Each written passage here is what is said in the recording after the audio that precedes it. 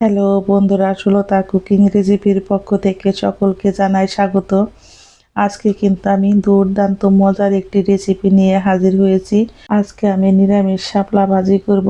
সর্ষে পোস্ত দিয়ে নিরামিষ শাপলা ভাজি খেতে হয় কিন্তু বন্ধুরা দুর্দান্ত মজার। একবার আপনারা রান্না করে খেলে বারবার রান্না করে খেতে চাইবেন, এতটাই পরিমাণে মজার হয়। আমি কিন্তু বাজার থেকে 7 দিন আগে শাপলা এনেছি বন্ধুরা, আর আজ খাই কাল খাই করে কিন্তু খাওয়া হয়নি। এদিকে গেল আমার বোনের বিয়ে, সেই জন্য শাপলাটা কিন্তু ফ্রিজেই ছিল। আর ফ্রিজে যদি রাখেন বন্ধুরা, তাহলে বড় একটা পলি ব্যাগের ভিতর এইভাবে বেশ ভালো করে মুখটা আটকে রেখে দিবেন। মনে হবে যে বাজার থেকে টাটকা শাপলা আনা হয়েছে। শাপলাগুলোকে কিন্তু আমি খোসা ছাড়িয়ে ছোট ছোট টুকরো করে নিয়েছি।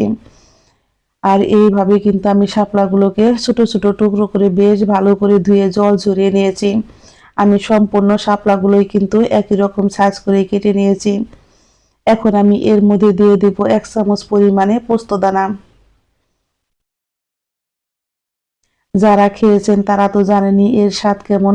যারা কখনো খাননি অবশ্যই একবার হলেও খেয়ে কমেন্ট বক্সে জানাবেন যে কার কেমন লেগেছে। আমি 1 চামচ পরিমাণে পোস্ত দিয়েছি আর 1 চামচ পরিমাণে দিয়েছি আমি হলুদ সর্ষে। আপনাদের কাছে যদি হলুদ সর্ষে না থাকে তাহলে কিন্তু কালো সর্ষে দিলেও হবে। এখন আমি এর মধ্যে দিয়ে দেব বেশ কিছুটা পরিমাণে কাঁচা পাকা কাঁচা লঙ্কা, অল্প পরিমাণে একটু লবণ। লবণ, কাঁচা লঙ্কা, পোস্ত আর সর্ষেটাকে কিন্তু আমি শিলপাটায় বেশ ভালো করে মিহি পেস্ট তৈরি করে নিব। চুলায় আমি একটা কড়াই বসিয়ে দিয়েছি, কড়াইটা কিন্তু বেশ ভালো গরম হয়েছে। এখন আমি এর মধ্যে দিয়ে দিব পরিমাণ মতো সরিষার তেল। তেলটা আমার গরম হয়ে গেছে, এখন আমি দিয়ে দিব অর্ধেক করে 2টা শুকনো লঙ্কা। ফোড়নে দিয়ে দিব আমি কালো সর্ষে। ফোড়নটা আমার রেডি হয়ে গেছে, এখন আমি দিয়ে দেব 4টা কাঁচা লঙ্কা। আমি কিন্তু কাঁচা লঙ্কাটাকে ছুরির মাথা দিয়ে একটু ছিদ্র করে নিয়েছি। লঙ্কাটা কিন্তু আমি আস্তই ফোড়ন দিয়েছি, আর কাঁচা লঙ্কা সর্ষে ফোড়ন দিলে কিন্তু এই শাপলা ভাজিটা খেতে হয় দুর্দান্ত মজার।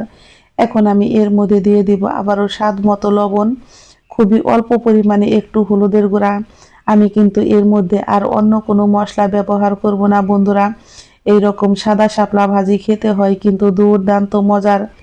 আমি শাপলাগুলোকে এখন কিন্তু মশলা দিয়ে বেশ ভালো করে নেড়ে নেব। আমি কিন্তু চুলার আঁচটাকে বাড়িয়ে দিয়েছি, আর দেখতেই পাচ্ছেন শাপলা থেকে কিন্তু কালারগুলো চেঞ্জ হতে শুরু করেছে। এই লাল শাপলাগুলো এখন কিন্তু একদম সবুজ হয়ে যাবে। কে কে আমার মতো শাপলা খেতে পছন্দ করেন বন্ধুরা? যারা শাপলা খেতে পছন্দ করেন না তারাও কিন্তু চেয়ে চেয়ে খাবেন, এতটাই পরিমাণে মজার হয়। এখন আমি শাপলাগুলোকে এইভাবে 3 থেকে 4 মিনিট বেশ ভালো করে হাই হিটে ভেজে নিব।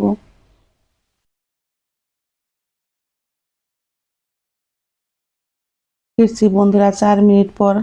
দেখতেই পারছেন শাপলাগুলো কিন্তু কালার চেঞ্জ হয়ে গেছে, আর এর মধ্যে কিন্তু জল উঠে গেছে।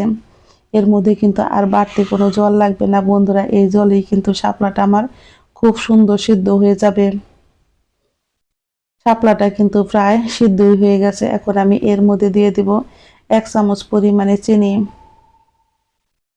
যেহেতু নিরামিষ রান্না বন্ধুরা, একটু চিনিটা দিলে কিন্তু খেতে বেশ মজার হয়। আপনারা যদি চিনিটা পছন্দ না করেন তাহলে কিন্তু স্কিপ করতে পারেন।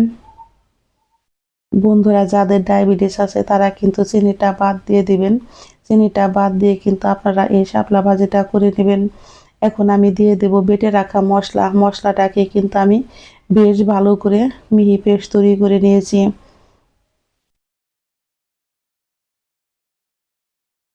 এই মশলাটা দেওয়ার জন্যই কিন্তু শাপলা ভাজিটা এতটাই পরিমাণে মজার হয়।